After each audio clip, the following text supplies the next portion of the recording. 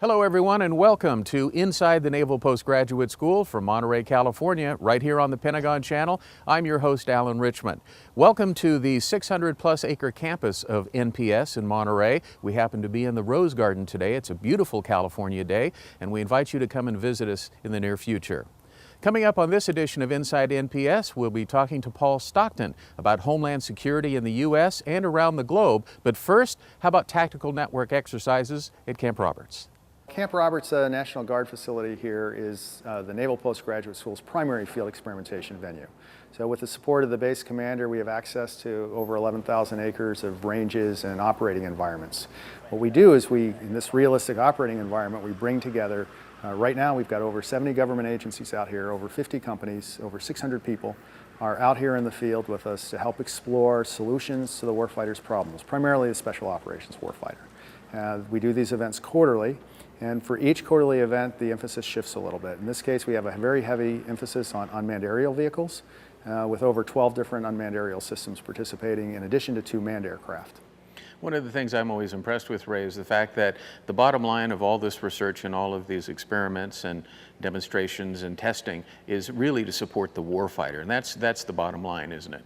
Absolutely. The Naval Postgraduate School's primary mission is to increase the warfighting effectiveness of the Naval and our sister services, joint allied forces. So we have to add value at that warfighter piece. Now, of course, educated officers do that in one way, but we're a unique institution, and as a government military institution, we can connect to that warfighter very, very closely. So we have enlisted soldiers that are experts out here, as well as officers and officer students and government lab folks, all working together around the problem sets. And because we're an educational institution, we can do that from a focus that doesn't involve acquisition issues and competitive issues between those agencies. And we are really allowed to create an environment in which collaboration and exchange of information it can flourish. And of course, our students benefit by directly engaging and enhancing and sometimes leading some of those activities. You've said this before, and I was always impressed the first time I heard it, and I always think of it whenever I come to these experimentation events, and that is that failure is an acceptable outcome. I mean, we're really pushing the envelope and pushing the outer limits in order to provide the warfighter what they need. Absolutely. We talk with the groups each morning. We brief the teams, and they're out here, and they don't go to any place like this. We hear that from all the participants. There's nothing else like this. And we reiterate with them that they need to be stretching and showing where the capability might go. We're not an acquisition activity. I'm not trying to buy the specific thing that we're seeing out here. We're trying to learn where the science and technology can go and how that can support the warfighter. Once that's identified, the warfighter has acquisition vehicles and can go off and try to find the safe version that meets all the prescribed limits. We need to know, can it go high enough, fast enough, far enough, communicate at extended ranges, work with systems that maybe the designers had not thought about. And we really try to get them to push the edge for science and engineering. And that plays an important part for the warfighters because they know they're not going to see the safe, secure design test under controlled conditions that they would on a normal T&E program. You mentioned Camp Roberts. Talk for a second about why it's such a unique place, and it has restricted airspace, and it's a big camp, a lot of land out there to test things. The Camp Roberts facility out here, the California National Guard operates this, and Colonel Barbara Newsomer is the commander. And she works very closely with us. We share the goal of supporting the warfighter. So the National Guard is a different mission focused on training to support the warfighter, and the school has a research mission. But we can do pretty much anything out here that falls within safe operations with the commander's blessing, as long as we don't interfere with their primary training operation. And in 6.5 years, we've had to work some schedule issues, but we've never been denied the ability to do something that would improve value for the warfighter. Well, special thanks to Dr. Ray Bittner, who does a fabulous job here at the Naval Postgraduate School. Well, coming up after the break, we'll be talking to Dr. Alex Bordetsky and find out more about the Battlefield Medical Project and all the research going on at Camp Roberts. Well, the Naval Postgraduate School here in Monterey, California is known for its cutting-edge research. And one of the most exciting projects recently is the Battlefield Medical Project with Dr. Alex Bordetsky. Let's travel on to Camp Roberts and check in with Alex. Well, Dr. Bordetsky, thank you very much for taking time to talk with us here on Inside NPS on the Pentagon Channel. We've had an opportunity to speak with you before, but I thought perhaps you could give us an update on exactly what's new with the Battlefield Medical Network Project. Pleasure to be here, Alan.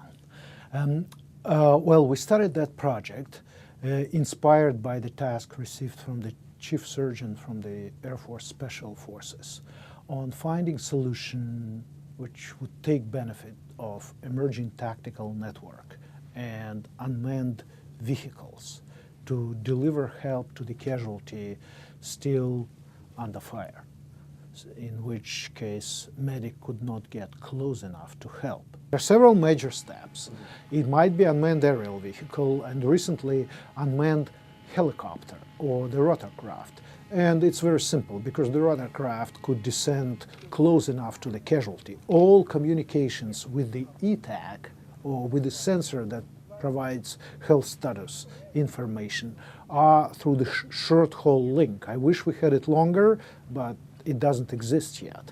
So we need to bring unmanned machinery, network controlled, close enough. So it comes from the air, could come from the ground. Read information, send it back to the Salinas Valley Memorial Hospital or Tactical Operations Center with medical commander, or even beyond those boundaries to any medical database that might be involved in cardio index evaluation, prioritizing the status of the casualty. And yes, we are talking at the moment as if there's only one person.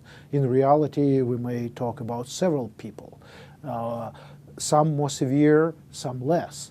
So it is up to the medical commander and medic assisting him to decide which casualty has higher priority. Then we send unmanned vehicle or continue to operate it in the proximity of the casualty for delivering the action or administering medication, whether it's blood-stopping action or atropine injection or something else. That's the second phase of the process. And potentially there is a third one to help extracting casualty, something that our colleagues at Fort Natick are doing for a long time, on how to use unmanned large vehicles, primarily ground vehicles, to extract the casualty and take out of the hazardous conditions. The first question was, can we make this whole environment working so that blood-stopping patch could be dropped off to the casualty site? Well, we pull it up. It appeared to be feasible with multiple constraints to be taken care on, and the most severe one which came up was the accuracy of the drop-off wasn't good enough, 50 to 200 feet, depending on weather conditions. Obviously defeats the purpose of the action. So we decided to look at the different method. Exactly what is the ETAG?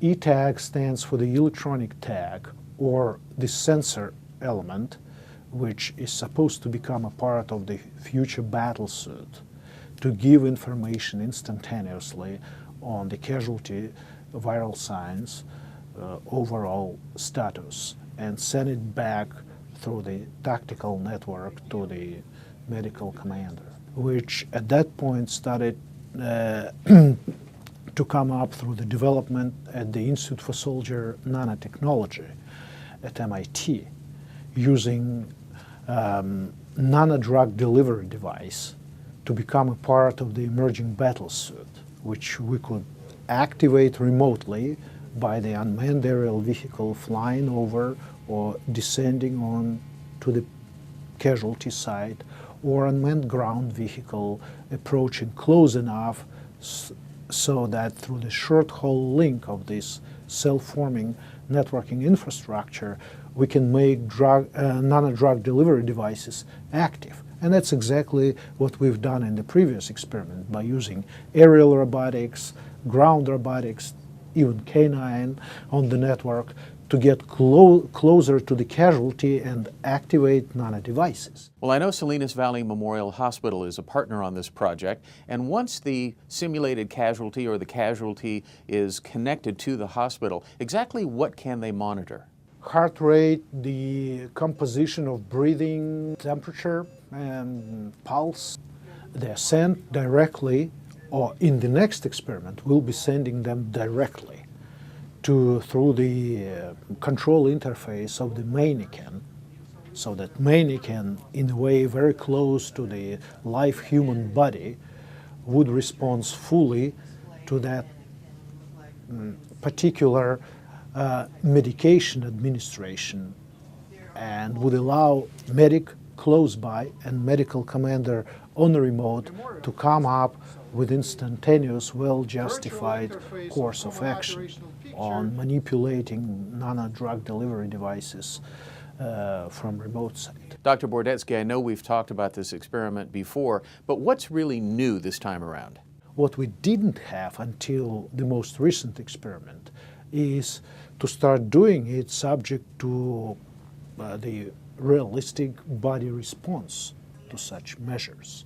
In order to address it, we decided to use the mannequin machine in the Salinas Valley Memorial Hospital. Nurses know mannequin very well, or how to respond to certain body reactions. What they don't know is how to combine it with the input from the sensor attached to the person, how to do it when you are in the field environment with robotics and network assisting in getting this information out and delivering or helping you to administer medications. It's been a lot of just mutual learning in the last trial.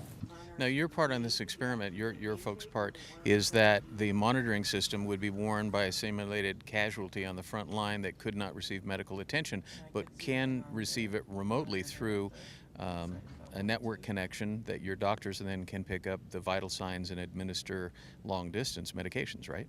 Right, they can advise them what to let's say you have an unmanned helicopter, and that helicopter can drop a small parachute, and they can send down the appropriate drugs, painkillers, antibiotics, whatever is needed, and in a remote area, and they can help advise what we should do as far as what should be advice on the front line. And so the physician's going to help be advisors, but on a remote basis. And so we're starting to build this whole kind of foundation on how you can do a better job on the front line for the medic. And so if any way we can contribute, we're going to be right there. We're really pleased to be involved in this project. One of my favorite sayings or quotes from our colleague Ray Bittner is that failure is an acceptable outcome, especially when we're doing testing. And I would suppose to fail is all right, because we always learn something, don't we? The main role for this most recent experiment was to learn on how to get connected to the mannequin, simulate for the live body response of the casualty.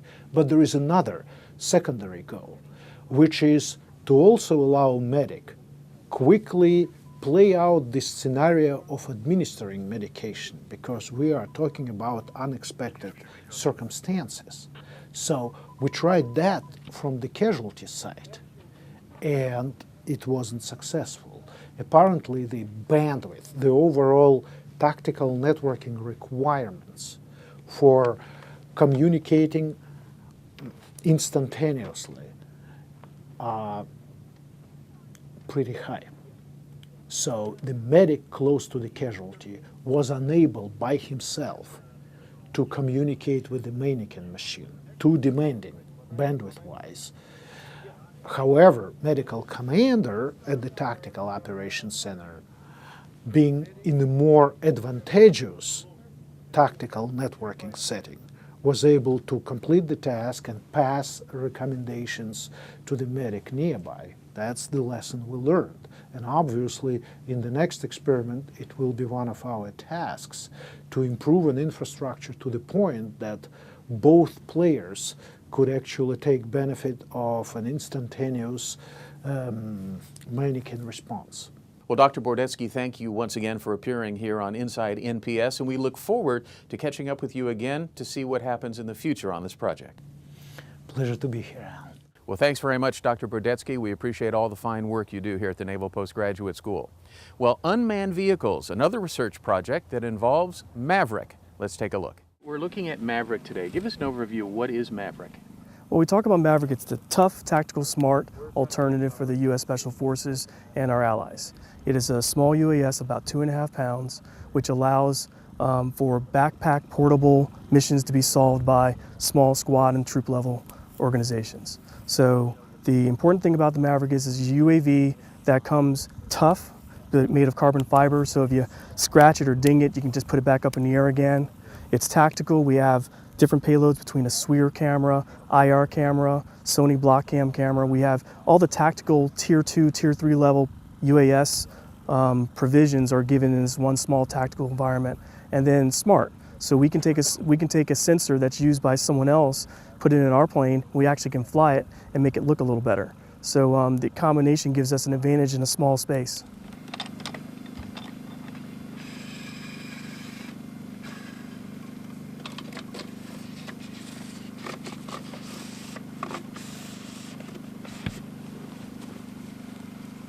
All right, take off mode. Okay, you're in it. All right. When you're ready, take it. All right. Launch it. 3, 2, 1. Now tell us about the launch we saw today. This is kind of different than we've seen before. Right. Today you got a chance to see us working on our tube launch. We've been working with the Navy on special cases when they need to launch the bird from a protected cover and be able to interject it into a place, get video, see what's going on, and get back.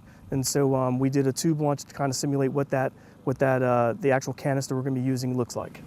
Now, the Maverick is currently being used in Afghanistan, correct? Correct, it is. We are helping the Canadian artillery right now, and we're about to expand our offering with the Canadian military. And as soon as the Canadian Special Forces starts working with it, then there's going to be a kind of a handoff, and the U.S. Special Forces will probably start using it as well. How long can Maverick stay up? And again, can you talk about what kind of winds and climate it can fly in? Sure. Well, the Maverick can fly for between 45 and 60 minutes operationally. So what we can do is put the bird up in the air. It can loiter, dash. It can do all the different things you need to do to follow a target or surveil an area.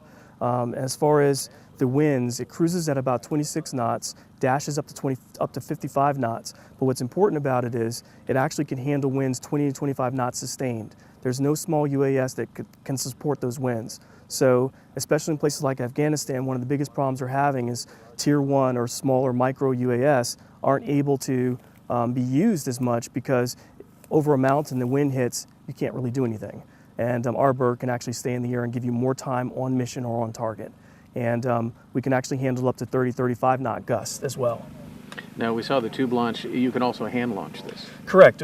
One of our goals was to be able to have a UAS that could do more missions for more people. So the purpose is to be able to have a tube launch that can help you while you're under armor, as well as a hand launched in case you're a dismounted troop that needs to find out what's over that hill. And we're the only small UAS that does both. Well, thanks very much to Derek Lyons and his crew who helped explain the purpose and the research on Maverick. We'll have more of Inside NPS coming up after this break. Stay with us. Well, from time to time, the Naval Postgraduate School is pleased to host dignitaries from around the world. And most recently from Washington, D.C., we had the honor of visiting with Dr. Paul Stockton about Homeland Security in the United States, in fact, Homeland Security around the world. Here's Dr. Stockton. Paul Stockton was nominated by President Barack Obama to be the Assistant Secretary of Defense for Homeland Defense and America's Security Affairs on April 28, 2009, and confirmed by the Senate on May 18, 2009. In his position, he's responsible for the supervision of Homeland Defense activities, defense support of civil authorities, and Western Hemisphere security affairs for the Department of Defense. Recently, we had the opportunity to speak with the Assistant Secretary, Mr. Stockton, during a visit to the Naval Postgraduate School here in Monterey. Well, first of all, welcome home to the Naval Postgraduate School here in Monterey, and thank you for taking time to appear on Inside NPS right here on the Pentagon Channel. I'm wondering if we could start off by having you explain your duties. I'm the Assistant Secretary of Defense for Homeland Defense and America's Security Affairs. It's a long title. It's a big portfolio. My job, borrowing from Yogi Berra, has 3 halves.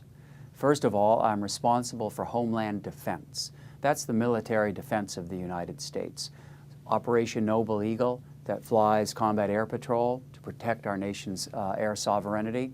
That's an example of the Homeland Defense mission. Second half is defense support to civil authorities.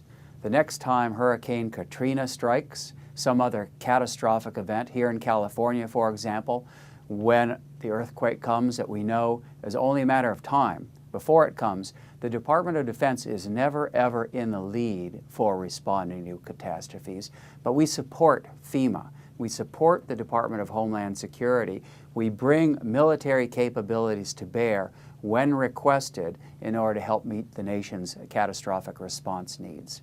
And then the third half is America's security affairs. What that means is all of DoD policy for the Western Hemisphere. From the tip of Canada, there's a military base called Alert, way up north near the North Pole, all the way down to Chile and Argentina, and I'll be going next week to Bolivia for the Conference of the Defense Ministers of the Americas. All the ministers of defense from the entire Western Hemisphere are going to be gathering together to advance partnership and security in our region. How did Homeland Security begin in the first place, and what have been some of the challenges? The portfolio of Homeland Security has always been there. Long before 9/11, the military was already in the business of providing support to civil authorities when catastrophes struck. There was always a sort of nascent, if you will, understanding that under some circumstances it would be necessary to secure the homeland. But people had a wake-up call on 9/11. I personally had a wake-up call on 9/11. The Naval Postgraduate School had a wake-up call on 9/11. We hadn't done what was necessary in order to build the next generation of leadership to secure the nation. We hadn't brought together the federal, state, and local partnership team to provide for securing the United States. And above all, we hadn't done the academic research necessary to build a curriculum to train up those leaders and to do the long lead policy development that's now being accomplished at the Naval Postgraduate School. In your opinion, have we been able to accomplish that? Absolutely. The Naval Postgraduate School is a leader in Homeland Security related curricula and especially research. I keep going back to research because absent that, the curriculum goes stale and we fail to meet the nation's emerging priorities as the adversary continues to adapt. As we look at the big picture, overall, how has the Naval Postgraduate School been involved? Well, I'm familiar as NPS was many years ago. I've been out of NPS for some time. I went to Stanford. I was a professor there, and then I have the honor of serving the Undersecretary for Policy now, Michelle Flournoy. So I'm not fresh on what NPS does, but I do understand the requirement for quality graduate education and research. And by reputation, the Naval Postgraduate School continues to be the leader because NPS continues to get out in front of where the adversary is going, understand the continuing challenges posed by natural hazards, understands, for example, the risks to the United States that flow from the possible acquisition by the adversary of new kinds of means of attacking the United States. Do you think we're in a safer position today than we were, say, 10 years ago? Immensely so, but it's a work in progress. Again, the adversary is clever and adaptive. We need to make sure that we're in it for the long haul too, that we don't get complacent, that we continue to treat education as the most leveraged way of building capacity in the United States, knowing that education and research are always interdependent. Well, of course, we can't look back without looking forward, so what lies ahead, would you say, in the next decade? The first thing that we need to do is understand that localities and states are going to play an absolutely vital leadership role in the way that we build capacity in the United States. This is not a traditional security challenge where Title X military forces go abroad. That's vital to strengthening the security of the homeland. We need to take care of problems abroad as best we can. But here in the United States, mayors and governors play an absolutely vital leadership role, and we need to build that culture of collaboration with governors so that everybody in the DoD community understands that in many circumstances in the Department of Defense, we're supporting civilian authorities, not leading, and that often those civilian authorities are not in the federal government. We'll always work through FEMA, for example, but those who are supported, those who are in the lead, are governors. How do you think an NPS education helps prepare for the future? I'm now the Assistant Secretary of Defense for Homeland Defense, and looking in general at the importance of education and research, I'd say it's more necessary now than ever before. What we need speaking as the Assistant Secretary now, are the innovative ideas, the ways of looking over the horizon, the way of anticipating future challenges so we can meet them when they emerge and not play catch-up as we did on 9/12. That's the absolutely vital role of graduate education and research, where master's theses, for example, written at NPS and elsewhere, that's where the new ideas are coming from, and I'm so dependent on those new ideas so that I can serve the Undersecretary for Policy and the Secretary of Defense. Well, once again, it's been a pleasure to have you back here at the Naval Postgraduate School, and thank you very much for your time. My pleasure, and it's nice to be back. If you'd like to find out more about the Naval Postgraduate School in Monterey, California, here are several ways you can accomplish that. Follow NPS on Twitter and be the first to know about groundbreaking research, student accomplishments, faculty news, community events, and much more. Don't miss a tweet. And if Facebook is your forte, find NPS's official page and get the latest news from the campus in Monterey. Check out recent photos and videos, connect with past friends, students, and faculty, or share your own story with the NPS community. Visit our website at www.nps.edu. Follow the links and join the conversation. Thanks very much to Dr. Paul Stockton for taking time to visit with us here on Inside NPS on the Pentagon Channel. Well, that's it for this edition. We hope to see you again soon, right here on the Pentagon Channel with Inside the Naval Postgraduate School. I'm your host, Alan Richmond. Goodbye for now.